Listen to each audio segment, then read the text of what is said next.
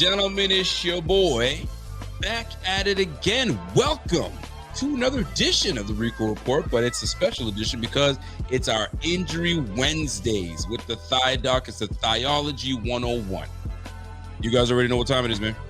So, what, how, where, who's going where? This is what we're trying to figure out, folks. This is what we're trying to figure out. Tell me. These injuries keep piling up. They're not reducing.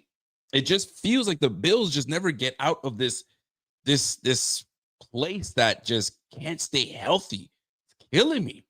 Like, we can never really truly know what this team really looks like fully healthy. I would have loved. Could you imagine? I know I'm doing this again, but here I go again. Just imagine seeing Mike Hoyt. Just imagine seeing Ed Oliver healthy. Just imagine. There ain't all these guys that are hurt. Like Josh Palmer. Can we see this brother on the field? Can we see Kincaid stay on the field? For crying out loud. But here we are. Trying to figure things out and piece things together. But I can't do this on my own. I mean, I have questions. And I demand answers. And you know who I'm going to get the answers from? Your favorite doc. Your favorite doc, the Thigh Doc. And when he tells me he's A-OK to join the stream, we're going to do that. You never know what, all right, he tells me he's ready to go. You never know what we're going to get out of my Thigh Doc. So let me prep him. I'm going to play his little intro music, and I don't know what he's got planned for me, but it's always a little something coming from my man, the Thigh Doc. So without further ado, we will be joined next by the Thigh Doc himself. We'll see you in a bit.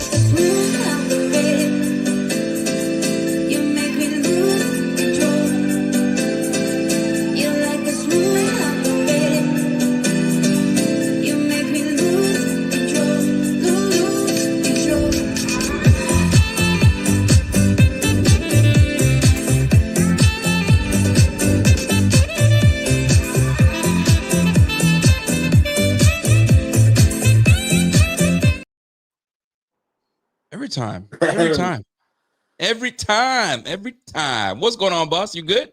Yeah, we're good. I'm loving it. First of all, this two-man camera that we got going, we could rock with it if you want to keep it going this way, or we can go right to the, you know what I mean? Get that whole Rico Report piece in there. But I kind of like this little 1-2 punch we got going right here. All right, let's get into it. What's that? Let's get intimate. Let's get close. All right. First and foremost, before we get to injuries, I know we're limited on time, but we got to get into this chatter about Darius Slay being signed by the Bills. I think that caught everybody off guard because we're thinking, okay, he got released by the Pittsburgh Steelers. And for those that have been living under a rock, Darius Slay, former Eagle, former Steeler, now current Buffalo Bill. He has been signed to the Buffalo Bills active roster. Therefore, the Bills had to make moves, and apparently it's been Jamarcus Ingram got the axe.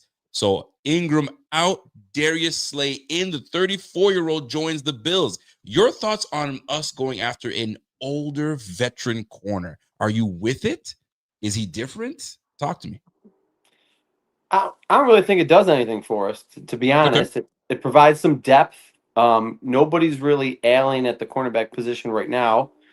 Hairston was coming along. He had the concussion, but he's cleared. We know Trey's had his struggles, but, Hairston was the next man up. And he doesn't really play slot for Tehran, who's been, ailing with stuff all year. So maybe just insurance. Now, we just played the Steelers, so it's kind of ironic.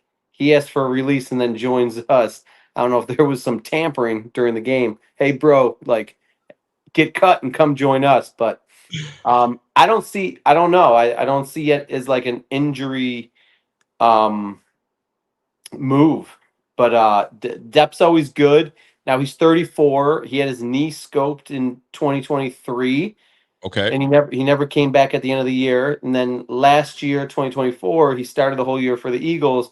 He didn't really, I don't know what his rating was, but he hasn't had a pick since he had knee surgery.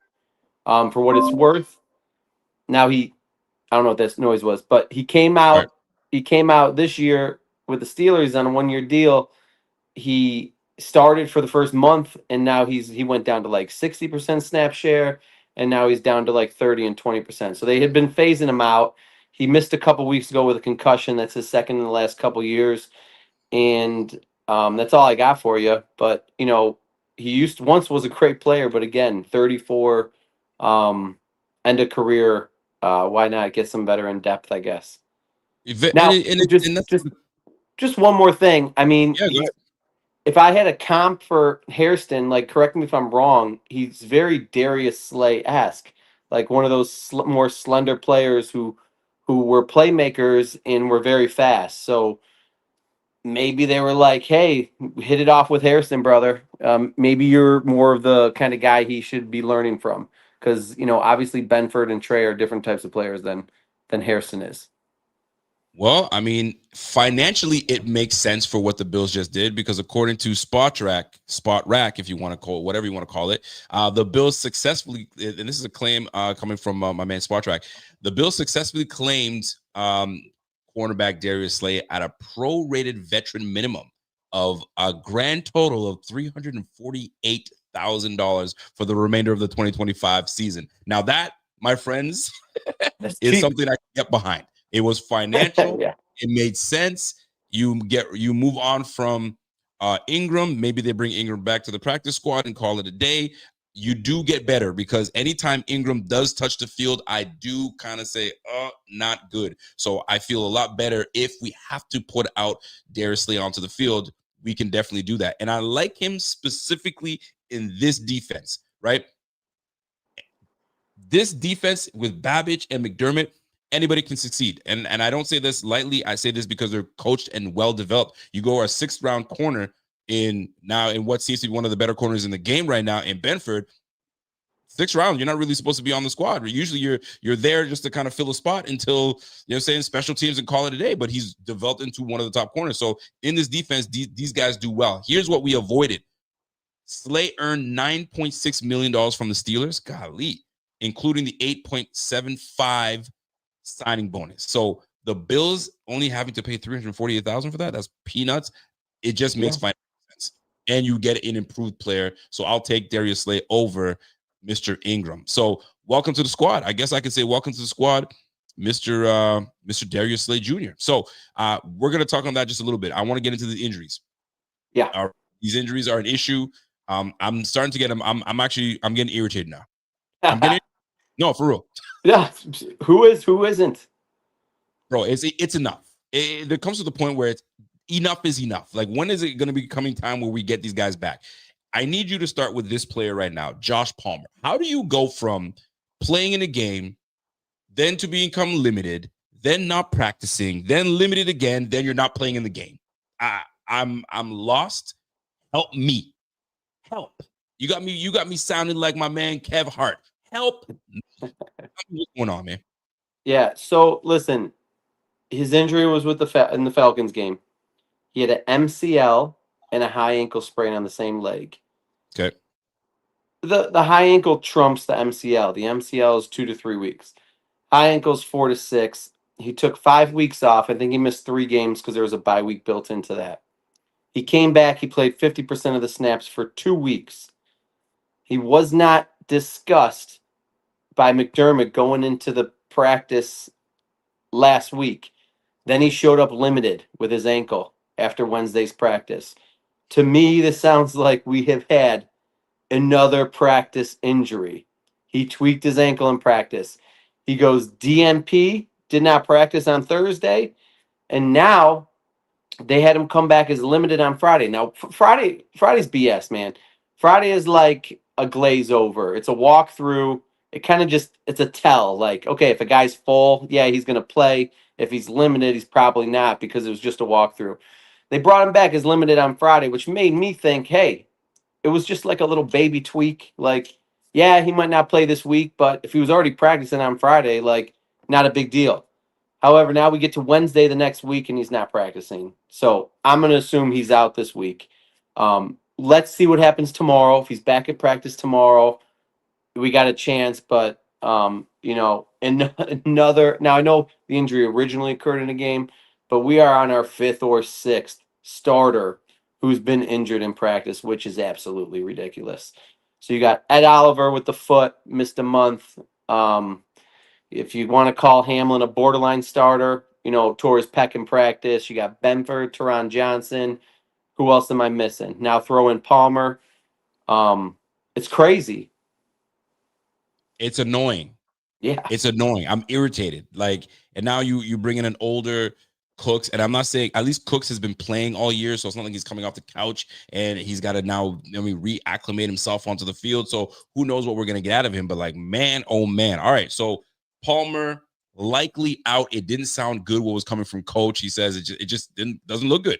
Doesn't look good for my guy. So he's most likely out. Not maybe a week, maybe 2 more weeks. Just the way it sounded coming from Coach. I actually didn't hear what McDermott said. What did he say in regards to Palmer? It was to the nature of, they were asking him about the injuries, and he just said, and I quote, "Not good, just doesn't look good." Something of that nature in those words, using those. And I was like, immediately, I was like, come on, man, are you kidding me? So that's where we're at. Not good. When we went from limited to not practicing, limited again, fam, what are we doing?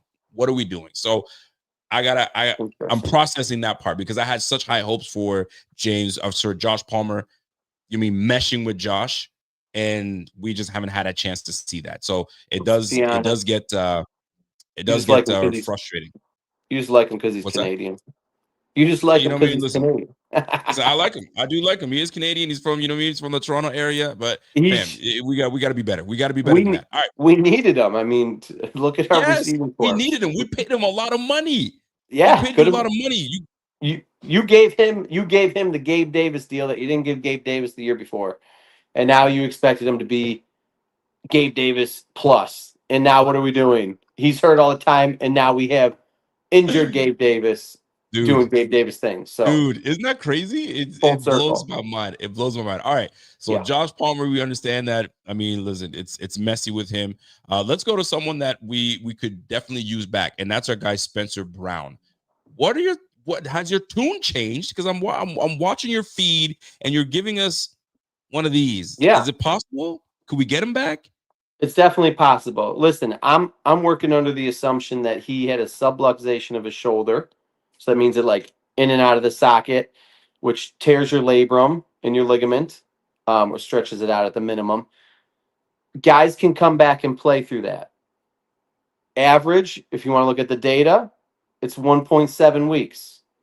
He's going to have 1.7 weeks under his belt. And he's a badass. So if anyone's going to want to try to strap it up and play, it's going to be Spencer Brown. The problem is it's his post arm. So that arm is going to get driven back, and that's what you don't want to happen. Get it pulled out. He'll wear a harness. He just needs to get comfortable and have enough stability where if he's blocking, it doesn't hurt. Now, having it pop out and get re-aggravated is a whole nother story, which is quite likely that it's going to happen. But being able to be comfortable doing it, that's the first step. Now, today was a walkthrough. He even did an interview. He said he's close. He's got to do contact tomorrow. If it feels good, I think he plays. If it bothers him, they give him another week. Either or, if he comes back this week or next week, he's still very vulnerable. Okay, this isn't like a glaze over, hey, he waited an extra week, he's good for the rest of the year. He is a ticking time bomb for that shoulder to pop out again until it gets fixed in the offseason. And it can happen at any time. He can go 6 drives in a game, and then he gets one weird block where it gets pulled out, and that's it. Now he's got to shut it down.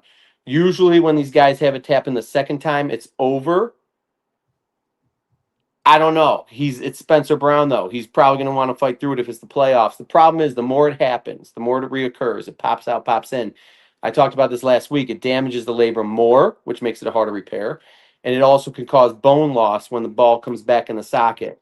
If that happens, then you need a more significant surgery, which if that fails, you are done. So it's called the letter J. So they're gonna let him play. I'm hoping for the best. It doesn't matter to me if he plays this week or next. He's still, I know you guys are like, oh, this guy brings bad news, but it's the truth. It is a ticking time bomb. I am hoping for the best. He will wear a harness, which will give him some support. But again, I would feel a lot more comfortable if it was his left shoulder, but it is his right, his outside arm. He played through a left one a couple years ago and had the surgery in the offseason. So just keep that in mind. But but he's on the brink of re-entering. Correct. By the way, my man Walter says, I don't like this new thigh doc. I miss the old thigh doc that wasn't spreading all this bad news. He's teasing you, by the way. Bad He's news for being life. cheeky. My man Walt being cheeky. All right. So if you're the doc and Spencer's saying, put me in, coach, but you saw what it looked like when he said, let me stay in, coach. It wasn't good. Are you sitting him for at least another week, maybe 2, just to be on the safe side? Because you just said it just could make it worse. So, no. What I'm saying is this: it doesn't matter if it's this week or next. It is still an unstable shoulder that can pop out at any point. It doesn't. He's not going to get more stable in a month from now. He's going to be more. He needs to get more comfortable where he can block without pain. That's step 1. Then step 2 is going back and playing and hoping it doesn't pop out again. So, with that said, it doesn't matter if it's this week or next. He will get it fixed in the offseason. If he wants to play and it doesn't hurt him, go ahead. But okay. So let me ask you this: it's a tricky situation. But listen, just for what it's worth, Xavier Worthy, like first week of the season, popped his shoulder out. He is a ticking time bomb too, and here we are, multiple months later, and it has not popped out. Now it's a different position, of course. But I mean, see, it can you can get through it, and Spencer's done it before. So I'm just extra weary about this one because it's his post arm, not his inside arm. Listen, I know you're saying that. I mean, whether it's now or 2 weeks or 3 weeks or 4 weeks from now, it's still going to be the same pain. It's just a tolerance. Pretty much, you're saying it's a tolerance thing. Can he do it? But it can pop out at any time. Yeah. 1 more week just strengthens it just a little bit more. I would assume just 1 more week. And I think they're comfortable enough with Ryan Vandermark taking over the right tackle again. I mean, he'd be all right. My thoughts on Vandermark: great depth player, but as a pass blocker, I think he's a very big liability. But as a run blocker, he is an elite backup. So it worked good last week, but every time they went for a pass set, I mean, the pressure was getting there, even with the chip. So I don't think you want to hang on to him in there too long. But if there is a week, I mean, the Bengals are going to be without Hendrickson, so I think that takes a lot of pressure off the tackles this week. And then I don't even think I don't really see the Patriots as world beaters with pass rush either. I'm with you too. Their interior is pretty elite, but they're going to be missing Milton Williams next week too. He's still on the IR. And then they got some cheap shot artist linebackers and elite corners. Do we know enough about? I'm getting a comment from Mike Hartle. He goes, "Do we know anything about Mike? Tylen Grable? I mean, to me, that's just depth at this point. I mean, you're rust. You got to get back into the groove of things. I'm not even looking his way, but I'm only reading what the comments are saying about Mr. Grable. Your thoughts? No thoughts? My thoughts were that they were trying to give him a red shirt because he is an undersized tackle with good athleticism. So I'm coming off cold. So he was able to play a little bit last year. He was a swing tackle, but then when he got the concussion, they probably saw it as a good chance to just stash him. Now, it is not just by chance that both tackles went down and then his concussion was fine. I mean, that was 100%. That was a stash. So with that said, he's got to get in game shape. He could be training and doing stuff with the trainers, but he can't be on the field practicing. It takes about 2 weeks to acclimate your body to contact. You can mimic it, but it's not the same. So I think it was smart not putting him in this week, or last week, but this week, if you need him, you can roll with him.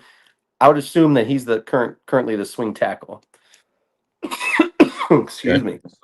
So now, does Spencer Brown returning or not? Is it Rico? Give me 1 second.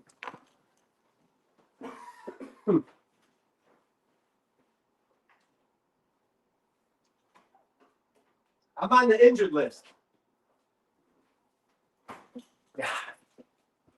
I'm back, baby. Go for it.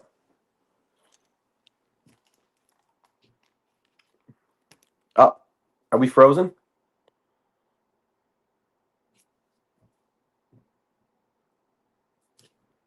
You're spinning. All right, we back. Yeah. Internet acting up. I don't know what's going on. I feel like I was Z-Bot right there. Z-Bot's always got some internet issues. All right. So talk to me. Dion Dawkins.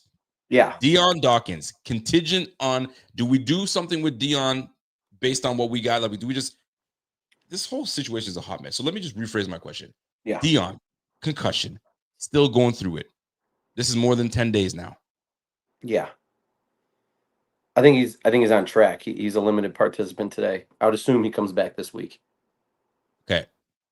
Because I'm like, from what I was hearing, it wasn't looking good. He was pretty rough, and he wasn't he wasn't his old self, and so on and so forth.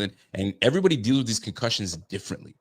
Yeah. So I was just curious as to like, okay, so is he gonna come back and be the Dion that we need him to? So if he does return, then I would be okay with sitting Spencer Brown one more week. There's no sense in having this brother come out here and just re-aggravate when we need him for those Patriots days, when we need him for down the stretch. You know what I'm saying? For with this playoff run that we're trying to hit. So these guys got to be careful. Like, who's our strength and conditioning guy, bro? Like, what are we doing with these guys, man? Golly, it's enough. The concussion thing is interesting because an independent medical examiner has to clear him, and it has to be mutual. Your trainer, your physician, team physician, and independent. They both threw him back out onto the field. Now he looked like crap. He was standing around. You can't tell me that no one picked up that he was having an issue and you should take him out. Now, you get to the locker room, and a beat reporter from Rochester goes in there and could tell as soon as the game's over, something's wrong. Like, he put a tweet out. He's like, something was wrong with Dion Dawkins. That wasn't himself. Like, you're telling me this guy who just, I'm sure he's been around for a while, but to pick up on that easy, and you're telling me you shouldn't have pulled him out of the game, like, doesn't look good. It's a mess. So, it's a mess. It's on the independent examiner, and it's on the team. I mean, the team's talking to him, on the sideline every series. So, all right, let's get to one of the bigger guys, Mr. Joey Bosa. Now, we knew he was dealing with the wrist. You kind of tweeted some good news about his hamstring, that he was out there shaking hands. So, he was out there. So, but didn't practice. Is this more precautionary, or is this, the deal, man? Hammies, they don't heal overnight. So we might be out a while with Joey Bosa, and he's just starting to get warmed up and ready to go. And we've had him healthy all year round. And then this is when the bug hits. Talk to me on Joey Bosa, our best pass rusher. Yeah. So it doesn't look good this week. Now, there was a little bit of hope that it was like a score effect issue. he pulled up. Fight through it, man. Fight through it. Yeah, I'm trying my best. It was a hope. There was a hope that it was like the score, and the offense was on the field most of the time. And by the time they got off the field, the game was secured. And he went out and he shook hands and he was hugging people in the locker room. It's not like he had like an ice pack up on his hamstring and limping around. So at a positive view of this is obviously a minor hamstring. But I was kind of hoping it was just like a cramp and, it wasn't a thing, but it is a thing. So he's DNP today. Look for him to be out this week.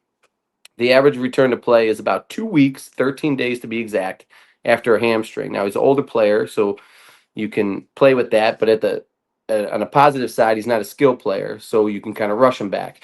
So I think 2 weeks is going to be the sweet spot on him, but that lands directly with the Patriots game. So with that said, I think if we lost this week, he would sit out another week. If we win this week, I think he plays. And that's just how I see it. And yes, the sooner you come back, the more vulnerable you are. Don't expect him to be running anyone down too hard as his first game back if he comes back next week, but he won't be back this week. All right. So the news just keeps getting better. Let's keep it rolling. I mean, you're on a roll right now. They started out. Yeah. You're on a roll. All right, here we go. I'll give you some good news. Talk to me. Shaq Thompson is 30 what? 31. 31. 31? All right, it's not too bad. But he's coming off of an tib fracture that needed surgery, and then he tore his Achilles. Yep. And now he's showing up this year. I know he's had a little hamstring stuff. I think they nursed it for him a little bit when they didn't need to. But, hey, that's someone who you should have no expectations coming off an Achilles, and he is balling out. And he's kind of saving the defense right now. So, positive notes there. Plus, look at Benford. I thought those groin injuries were going to ail him all year, and now he's starting to ball out. So it looks like he's past that too. dodged a bullet with Max Hairston. He got a concussion. It didn't look good. He was holding his face like this, and he came back in Right. 1 week. So there's some good things, and obviously, Josh Allen got his ass kicked against Houston, and I was really worried that he was really messed up. And look at what happened. They still let him break glass and run the ball, so it can't be that bad.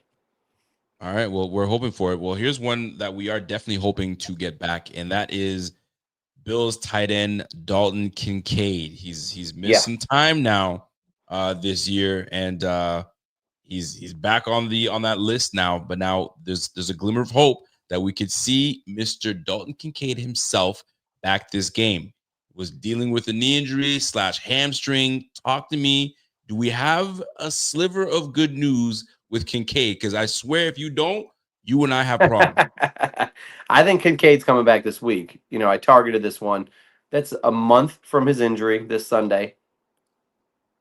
Again, I told you, usually, 2 weeks. 2 weeks is the average, but that's for all positions.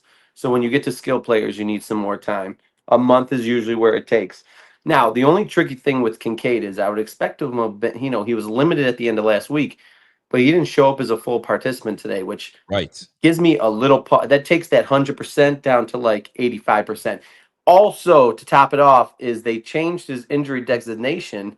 It's no longer just hamstring; it's hamstring and knee. So what is that? We know his knee has been bothering him early this year, and quite honestly, chronically for the past 2 years. But I still think we will see him. This is the team you need a tight end. They suck with running backs and tight ends. So if you are going to keep up with Joe Burrow, who probably is going to ball out, no matter how good our pass defense is, I don't trust it against him. You're going to need Dalton Kincaid, and you're going to need James Cook to show up this week. Oh boy. Well, I mean, those were the major ones that I wanted to touch on. Was obviously we know that Terrell Bernard is going to be out at least another week, potentially two, depending on what they decide to do with him. And with Shaq Thompson coming in and saying, "Yo, I got this. This is mine going forward. I'm loving everything what I'm hearing and seeing." Bosa, maybe a week, maybe two. We'll see how that shakes out. Spencer Brown, you're saying what you're saying. There could be a chance for our guy Spencer Brown. I'm waiting for it. Concussion, my man Dion Dawkins, limited. If he's limited today, limited tomorrow, chances are we'll see him back again, protecting the blind side of our guy Josh Allen. And then Dalton Kincaid, Josh Palmer, we already know. And then we got the full participants in Reggie, Ferguson, Jackson Hawes, and TJ Sanders. So, I mean, the list has been longer in the past, but I mean, it seems to get shorter. But I mean, it's just these key players being hurt. Yeah. This is that's killing me right now. So, is there anybody else that you feel like we should be kind of focusing on, touching on? Or, I mean, it is what it is. The injury report. Who should we be paying attention to see if they have a designated grade for them not practicing? Is there someone that you're worried about? Is it Dalton? Is Dalton the one you're most worried about, where he could go up and down?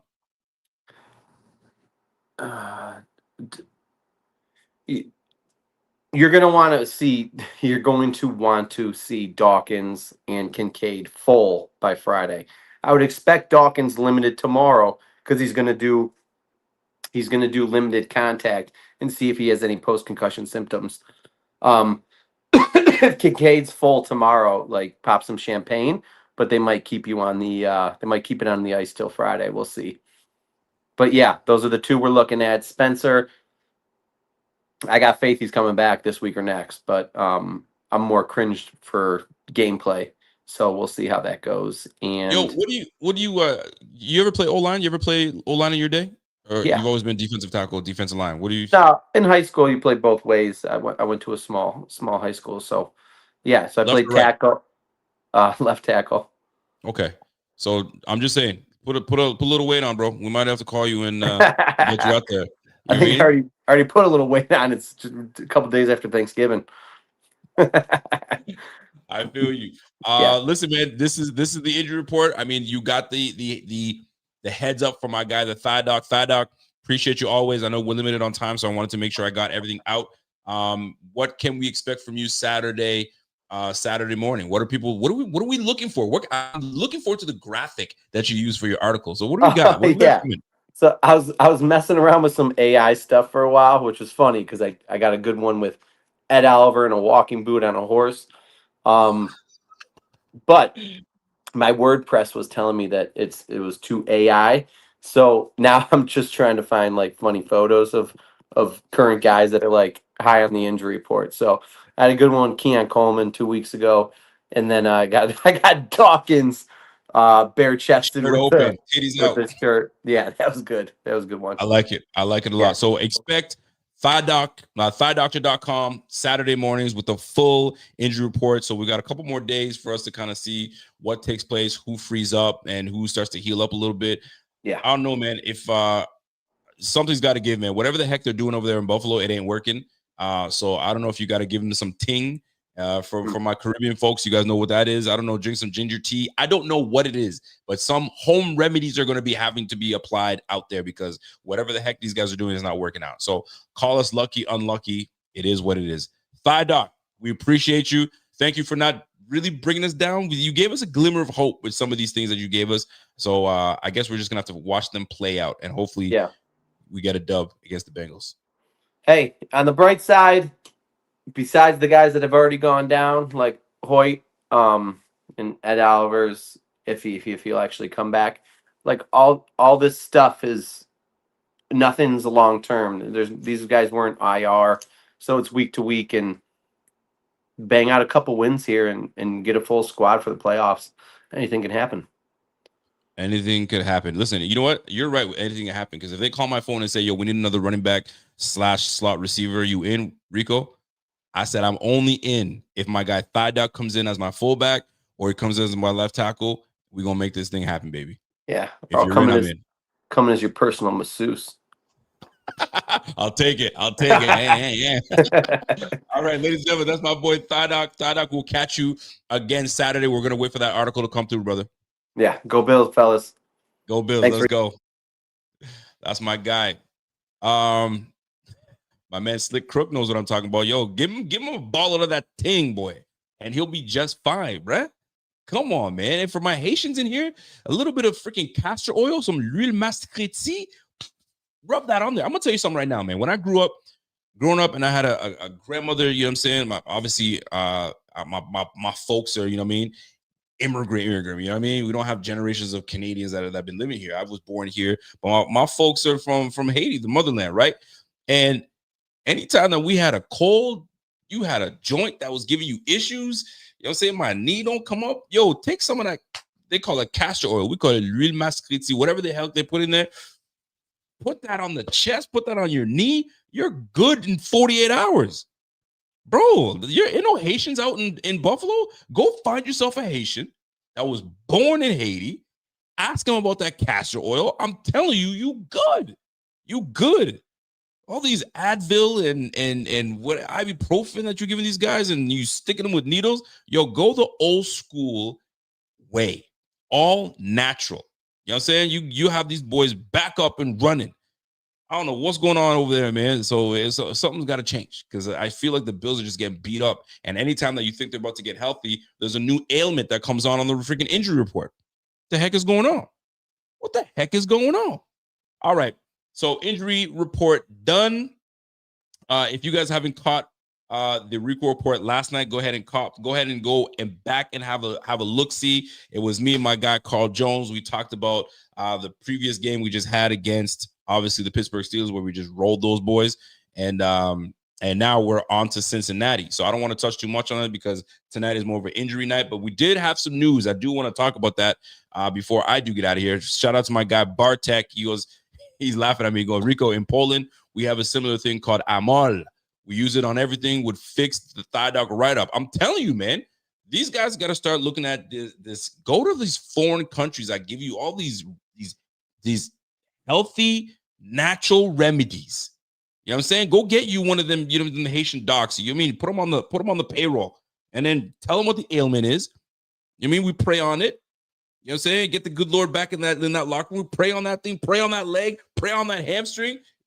Rub a little bit of that castor oil on that beef. Put it on there and put the Holy Ghost on your ass. And now we back at it. But we sitting here just getting hurt left, right, center, bro. I don't get it. I don't get it, man. So, all right. Let me, jokes aside, let me get right back to it. So, Bills made some moves today.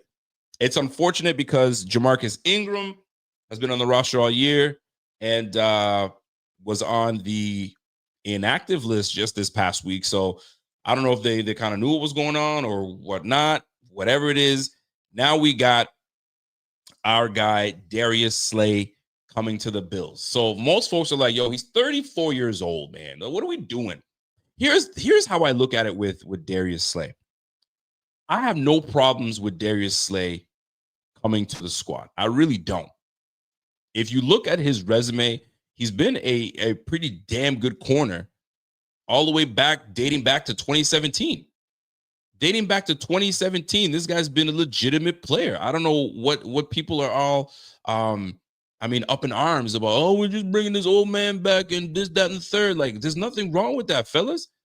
If the guy can still play and he's relatively healthy right now and he can help this team with a veteran name in that room, that's what we need. Sometimes we just need the guy that's got a pedigree. Sometimes we need a guy that has won in this league.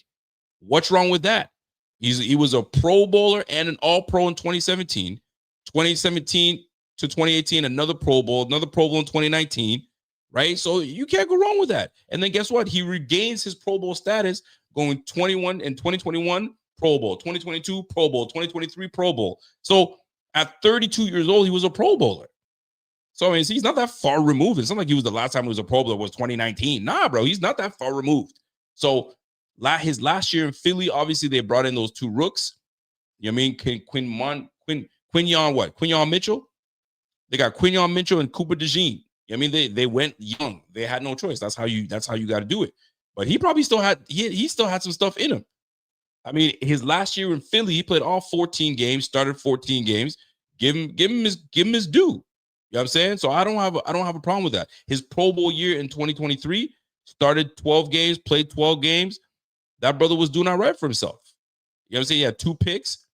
He's always had an interception every year that he's been playing since what? I'd say, golly, since 2014. He's had an interception every year that he's been playing, except for 2024 and this year. So, I mean, the guy's still active. He still gets after it.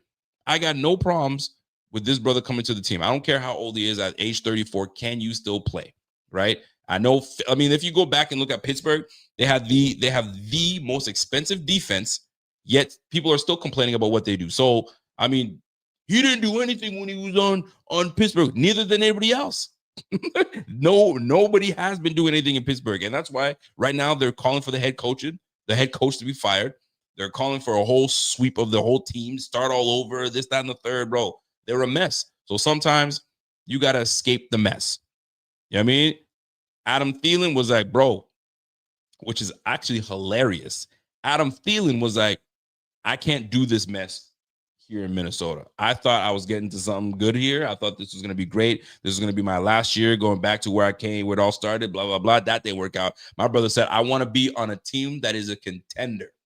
Please release me. Minnesota's like, you know what? You're a triple OG. We love you. We're going to do you that favor. We're going to let you go and release you. This brother didn't even finish clearing the waivers. Pittsburgh was like, we want you. He's like, I said I want a team that I can compete for the playoffs. Bro, did his wish ever get just crushed? Because now he's going to the Pittsburgh Steelers. Now, could he make differences out there with him and DK Metcalf? Highly doubtful. DK Metcalf made my milk carton alert. So, I mean, I don't know what's going on with that Pittsburgh team. Now, as for Darius Slay, on the other hand, he got released. Whether it was mutual or not, I don't know. Don't really care. He now is on the Bills.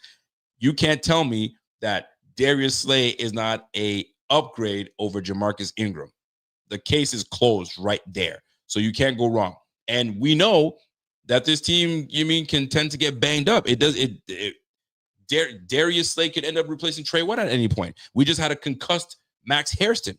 Who knows? These things happen really quickly. So at least we have someone that come in and be a veteran voice in the locker room, be a guy with wisdom, knowledge, and in this defense, he could do really well. Case in point, look at Jordan Poyer comes back. We're thinking Jordan Poyer is going to be washed. He's not going to be able to do anything, and then he's been one of the better additions to this defense based on his wisdom, his knowledge, and his ability to coach up, the young players around him. So Darius knows that he's around that end, 34 years of age. You probably got another, what, 2, 3? Maybe I might be exaggerating 3 years, but maybe a year or 2 left. So, I mean, listen, he might be on the squad next year. I'll just tell you this. We picked him up. We're not paying a whole lot of money. $384,000. That's peanuts. So we'll take it. We'll take it. So Darius Slay, welcome to the Bills. I wonder what number you're going to be. They're probably going to give you some crummy number like, I don't know, 40, 48. Number 4. Can you imagine a number 48 corner? Yikes. I hope they don't do you dirty like that, bro. I hope they don't. Anyway, so what do I got to say about his abilities? I mean, listen, it doesn't hurt. It's not like he's here to replace Max Hairston. He's not here to replace Benford, and he's certainly not here to replace Trey White. Like these guys have been established. They're doing their thing. So he's pretty much there to be depth. Let's not forget, we had Dorian Strong. Dorian Strong was supposed to be our young, sticky corner, but he unfortunately had to deal with being sidelined because of a neck injury. So who knows if he does come back? I'm hoping he does. Very young, but we had to make some changes, and Jamarcus Ingram just happened to be the name that we can move on from. So Ingram out, Darius Slay in, and we go from there. We go from there. So we'll see. My man,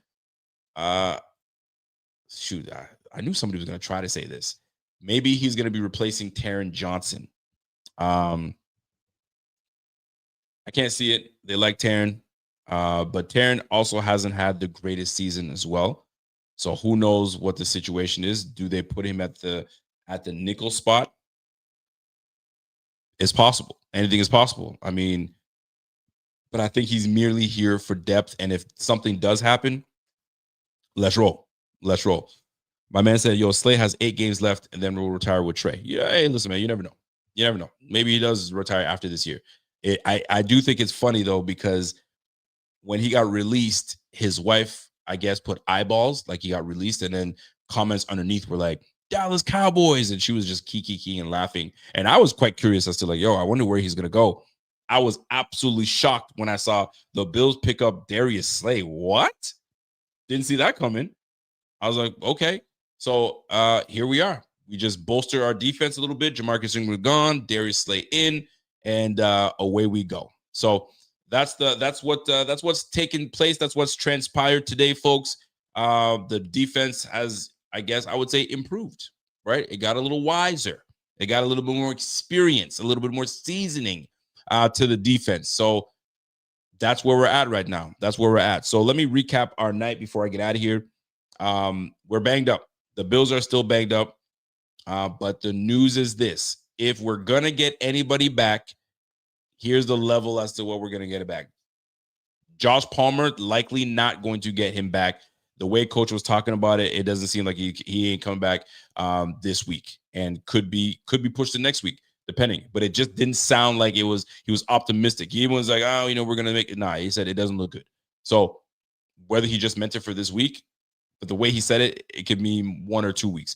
What a disappointment Josh Palmer has been this year. And I'm sure he's looking at it like, yo, I've never had this type of luck in my life, this bad luck in my lifetime. But he's had years that he's missed games. So this is not new to us.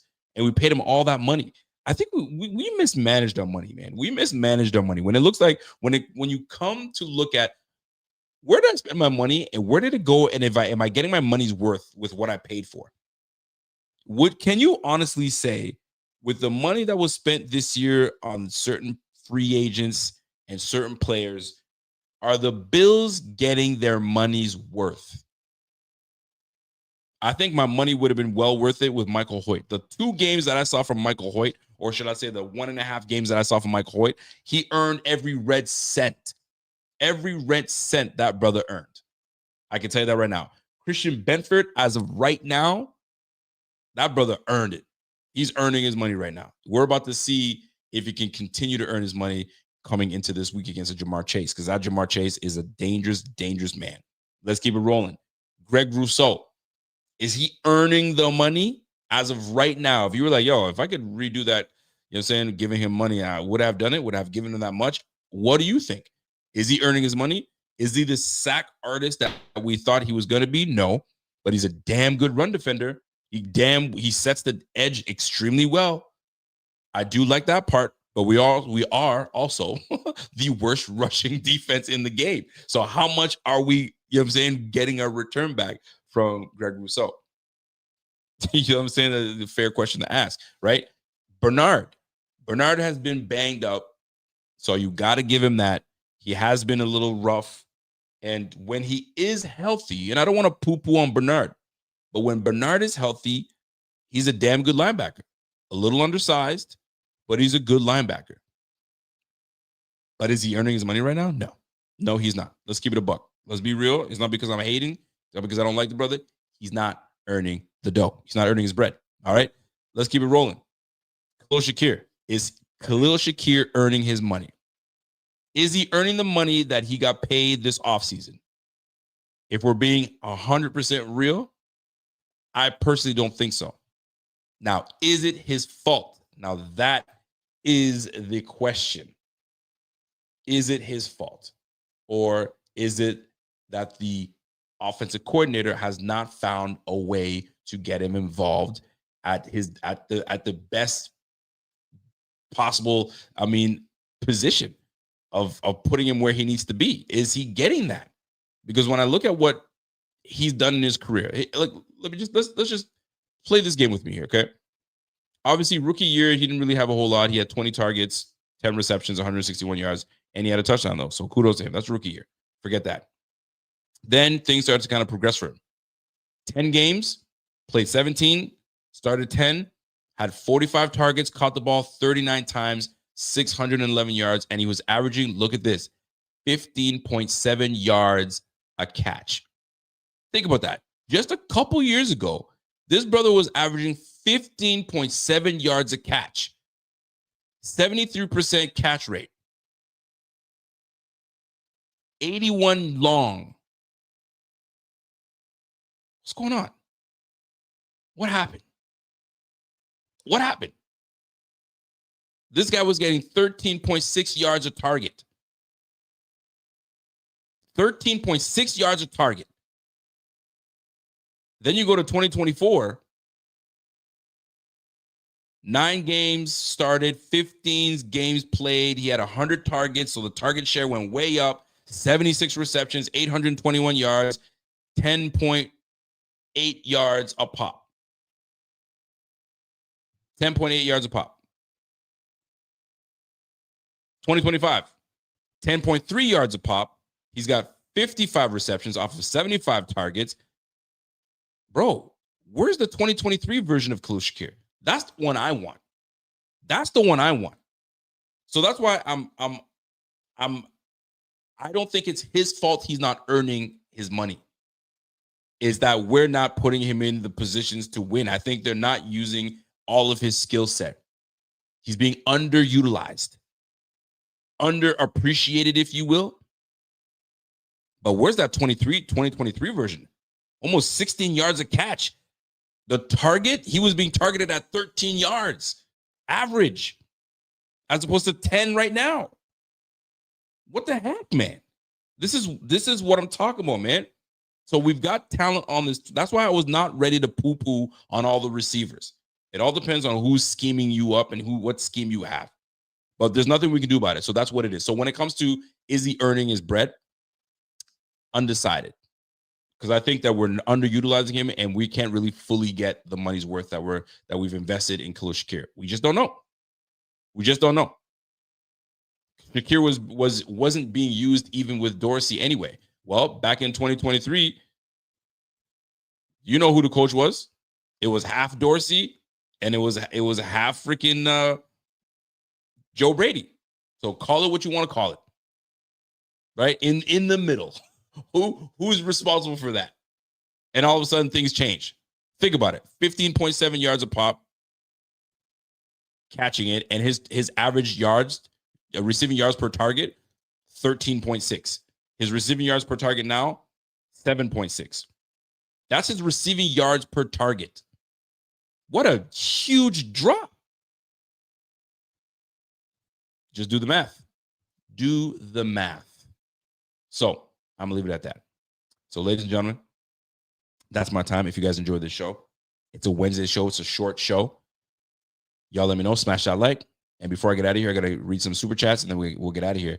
I got my man, Richard Chong. What up, Richard? Richard, my man says, yo, dope hoodie. Where'd you get that? Where'd you buy it from? Believe it or not, this hoodie, I think I got it at, what's that store that I bought this thing at? And it was on sale. So I was like, yo, let me cop that. When I think of it in my head, I'm going to tell you. Aeropostale. I think it was Aeropostale. I got this thing at Aeropostale. They just have sports gear now. Sports gear. I saw this sweater. I was like, yo, there ain't no way that this sweater is sitting here crisp as clean like this. I was like, yeah, I'm going to get that. I'm going to get that. By the way, I need to drop this for you guys to understand. Christmas is around the corner. People are doing their shopping right now, whether you're, you know what I'm saying, you got big money, your money long, or your money short. We got you covered. If you have not hit up our site, go ahead and cop some BF gear. We got it all right there, right? The Let James Cook, we got that for you. All sizes. You want it in a baby tee, you want it in a onesie, you want it in a hoodie, go ahead and cop that. We got you. What about the hoodie that gives you remember who we have? We got you. Go ahead and cop that. Listen, supportbf.com. Go there. Everything you need to know is right there. This is the time to get the Christmas gifts. If you support BF, you support us, you show some love, we would appreciate it if you went there and cop yourself some gear, and we'll go from there. And if you know what, hit me up and I'll even give you a discount. I'll give you your Christmas discount. Rico is gonna be Rico Papa Noel. All right, I'll be Christmas Rico for everybody. All right, so that's my time. If you have any questions, concerns, drop it in the chat right now. I got a couple more minutes and we'll get it cracking. My man John Klein commenting off X. What up, John? John says, yo, scheme, yes, but also a true X in digs to roll coverage from Shakir's slot. Ooh, you ain't lying, brother.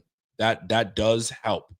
That certainly does help. When you got a guy like Stephon Diggs that, he pulls coverage and everybody's paying attention to him, it allows guys to move up. But for me, it's not so much the amount of yardage he was getting. It was more like his average target was 13.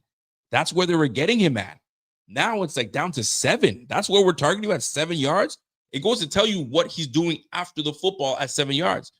Yo, he's a real true receiver. Let him run routes. Let him do what he's supposed to do. That's just the way I look at it. My man Walter goes, yo, 2023, Shakir had the benefit of having Diggs still being in the focal point of the offense in the eyes of the opposing defense. And that's true. That's the point that my man John just made. And I don't disagree. I actually agree with that. It does make a big difference when you have a receiver like Stephon Diggs. And look what he's doing now, man. He's got Kayshon Boutte getting open. He's got Kyle Williams getting open. Oh, man, it feels like an eternity where we haven't had the focal point of having a number one receiver. But Rico, how could you complain? We had a quarterback that got the MVP last year. Didn't even have a receiver one. Well, that was last year. Now we're this year. Talk to me now. Talk to me nice and talk to me now. What are we talking? What are we saying? What are we saying? All right. Let me keep it rolling. My man Walter says, I think it's more Shakir's fault than people want to admit. Oh, he isn't always asked to only catch at the line of scrimmage. Even when he's been given a chance downfield, he can't beat man coverage or zone. I don't know if I agree with that. Because majority of his routes, you got him just, running away from people, right? In this mesh concept that they got running. And if it's not a mesh concept, he's just sitting in his zone in a little curl. The rest he's doing himself, making people miss, breaking tackles. So I'm going to respectfully disagree with that. I think he could be a better receiver than what they're actually using him for. My man Mike says, yo, Bean overpaid a bunch of these guys. Too long to list them all.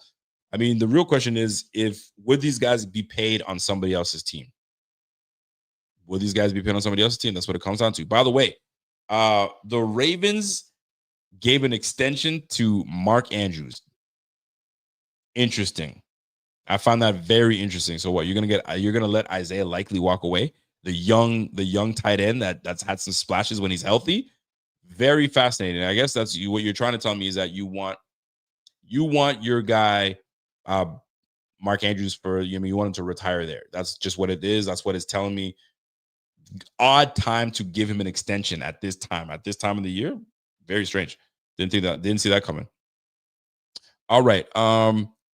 couple things I wanted to touch on before with Darius Slay. There was something that I read that was I found interesting, and what he brings to the table. I had somebody on X mention the Bills get more of a cover man guy, right? Man coverage ability. He's got the length. He's got the athleticism. So this is one of those situations that that you win here, because he's one of those guys that he's excelled more in zone coverage in the late stages of his career, and that typically happens.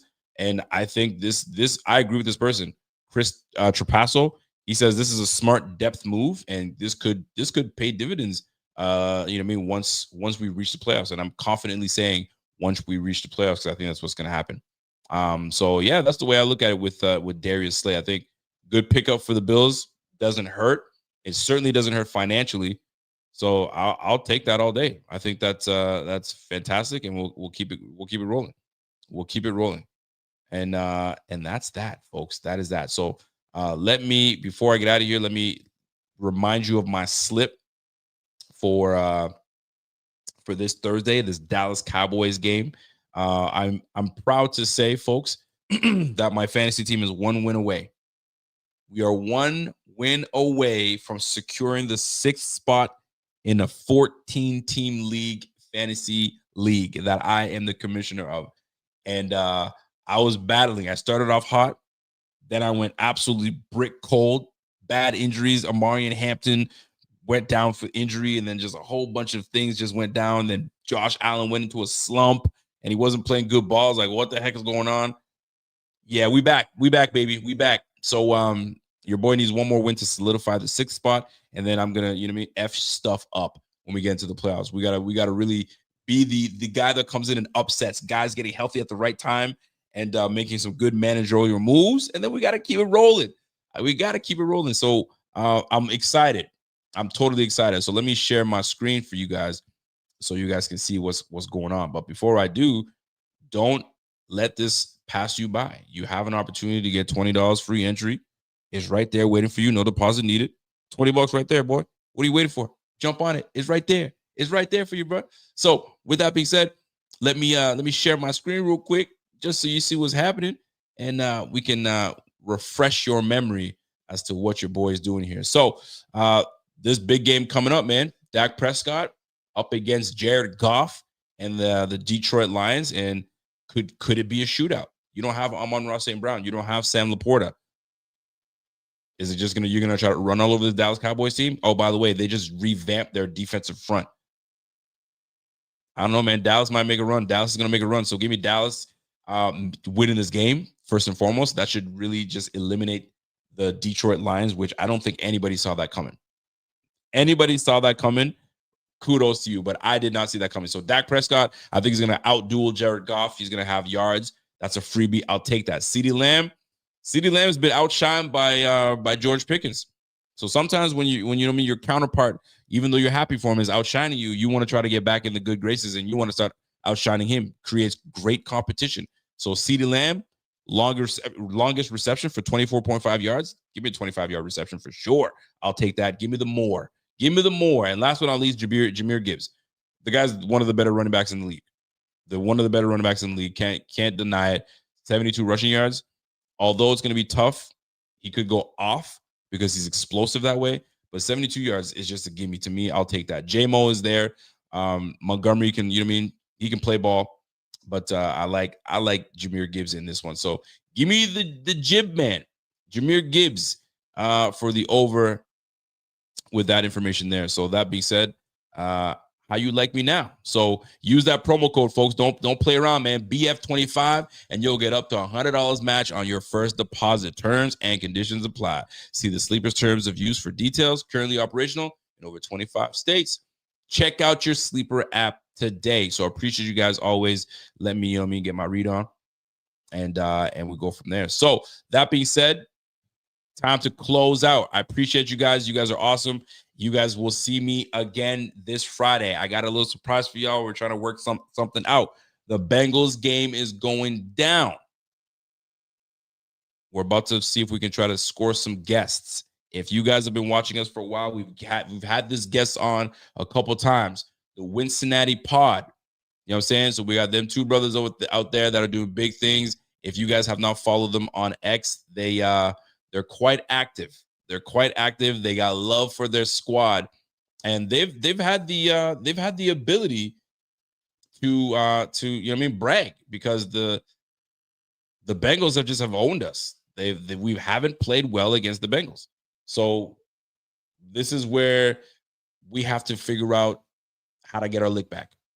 We need to get our lick back. That's the only way we can do it.